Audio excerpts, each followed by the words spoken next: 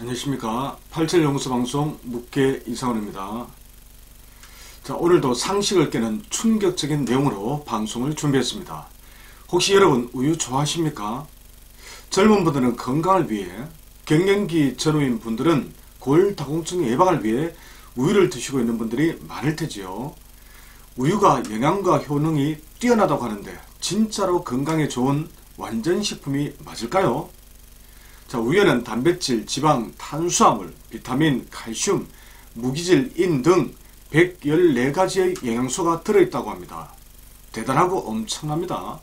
이처럼 영양이 풍부하니 성장기 어린이들에게 가장 좋은 식품으로 사랑받고 있습니다. 이뿐이 아닙니다. 우유는 불안감 완화, 숙면, 면역력 강화, 빈혈 예방, 골다공증 예방, 치매와 뇌졸중 예방까지 두루두루 효능이 뛰어나다고 합니다. 그런데 이 같은 우유의 효능은 책상머리에서 단순 계산된 이론이거나 부작용을 제대로 살피지 못한 것에 불과합니다. 물론 일부 도움이 되는 측면도 있겠지요. 하지만 효능보다 부작용이 더 크다면 결코 국민들이 늘 가까이 할 수 있는 식품이 될 수도, 그리고 되어서도 안 됩니다. 그럼 어떤 부작용이 있는지 구체적으로 한번 살펴보겠습니다. 첫째, 우유는 소화 흡수가 잘 되지 않습니다. 유아기에는 모유를 먹어야 하니 모유 속 유당을 분해하는 락타제가 잘 분비됩니다. 그러나 젖을 뗄 무렵인 돌 때쯤이면 유당 분해 효소인 락타제 분비가 급격히 줄어듭니다. 그러다가 이육인 5살 이후가 되면 락타제가 더 이상 분비되지 않습니다. 그래서 분해되지 않는 유당이 위장과 소장으로 흘러가면서 장을 자극하게 되지요. 이로 인해 장에서 유당과 우유단백질이 이상 반응을 일으키게 됩니다. 이로 인해 아토피나 알레르기 같은 부작용이 발생하기도 하는 것이죠. 그런데 태어민이 대부분인 서양 사람들은 성인이 되어서도 유당 분해 효소인 락타제가 소량이나마 분비되는 경우가 많습니다. 풍부한 쓸개즙이 간접적으로 도움이 되기도 하고요. 그래서 어느 정도는 우유를 소화시킬 수 있습니다. 유럽 사람들은, 태어민 유럽 사람들은. 하지만 체질적으로 간단 기능이 약한 농경민족은 락타제가 거의 분비되지 않습니다. 뿐만 아니라 지방을 소화하는 쓸개즙 분비 역시 부족합니다.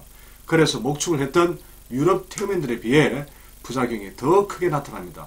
연구 자료에 의하면 우유에는 유당이 평균 5% 정도 들어있다고 합니다. 그런데 서양인은 유당을 약 50g 정도 분해할 수 있는 반면 한국인은 20g 이상의 유당을 분해할 수 있는 사람이 거의 없는 것으로 알려져 있습니다. 둘째, 우유를 먹으면 설사를 할 수 있습니다. 위에서 언급한 것처럼 한국인들은 우유 유당을 분해하는 효소가 거의 분비되지 않습니다. 그래서 장이 약한 사람들은 배가 아프거나 쉽게 설사를 합니다. 안 그래도 우유가 서늘한 성질인데 이를 냉장고에 넣어두었다가 차게 해서 먹으면 이런 증상이 더 심화될 수 있습니다. 특히 비위가 허약하고 쓸개즙 분비까지 가장 적게 되는 한태양인 금음체질은 우유 부작용이 더 심각합니다. 소음에도 좀 어려움이겠고요. 굳이 꼭 우유를 먹고 잔다면 데워서 먹으면 조금 덜하고 발효 과정을 거친 요구르트는 어느 정도 소화가 됩니다. 그렇다고 요구르트가 체질 불문하고 모든 사람들에게 이롭다고 할 수는 없겠지요. 셋째, 우유는 동맥경화 등의 심혈관계 질환을 유발할 수 있습니다. 1리터의 우유에는 지방이 대략 34g 정도 들어있다고 합니다. 그런데 우유에 들어있는 지방의 약 60%가 포화지방입니다. 이러한 포화지방을 과도하게 섭취하면 지방간 발생 위험이 높아집니다. 그리고 콜레스테롤과 중성지방 수치가 증가하여 동맥경화 등의 심혈관계 질환, 비만, 뇌졸중, 심근경색의 발생 위험도 높아지겠지요. 존스 홉킨스 의과대학 프랭크 오스키 교수는 오래 살고 싶으면 우유를 절대로 마시지 말라는 책을 통해서 우유 섭취의 위험과 부작용을 경고한 바가 있습니다.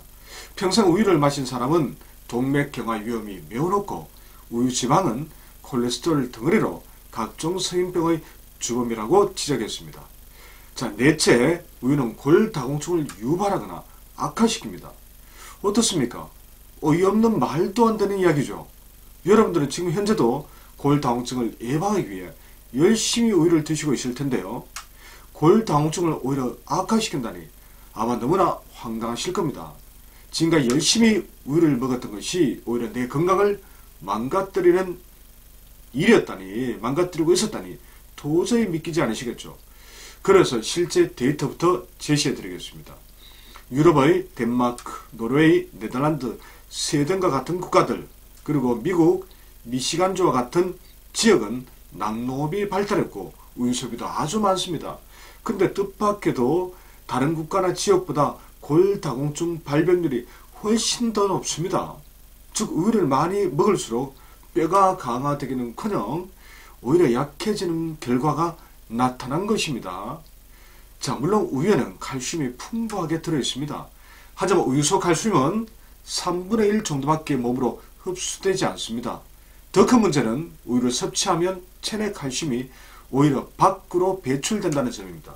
이는 전적으로 우유 속의 단백질과 나트륨 때문입니다. 우유 속의 단백질은 우리 몸을 산성화시키는데 이를 중화시키기 위해 뼛속의 칼슘을 빼앗아 산성물질과 결합시켜 신장을 통해서 배출되는 것입니다. 그 결과로 뼈는 칼슘 부족 현상이 심해져 골다공증이 생기거나 악화됩니다. 우유 속의 나트륨 역시 동일한 작용을 합니다.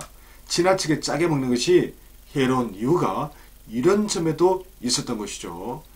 자, 우유 부작용에 대한 내용이 더 많지만 이 정도만 정리해 보겠습니다. 거의 대부분의 사람들이 우유에 대해서 환상을 갖고 있거나 엄청난 착각에 빠져 있습니다. 우유가 완전 식품이고 아이들 키 성장에도 좋으며 골다공증을 예방해 준다는 이야기가 바로 그것입니다. 지금부터라도 우유의 진실을 제대로 알고 나와 내 가족의 건강을 챙겨야 하겠습니다.